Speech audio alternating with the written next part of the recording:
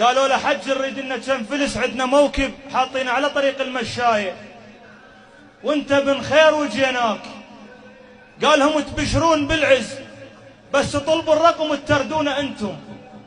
قالوا له احنا لا هو فصل ونطلب عليك، احنا تطلع من ايدك نعم الله.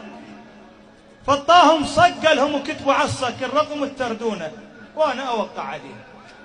فكتبوا رقم وخافوا يشوف الرقم ما يعطيهم الرقم عالي. الزلمه صاحب حكمه غمض عيونه ووقع الوصل وطاهم وياه. ورا 4 أشهر من هاي الحادثه توفى التاجر.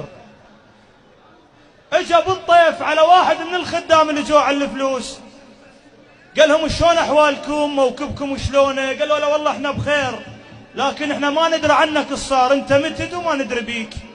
قال انت متد وما ندري بيك.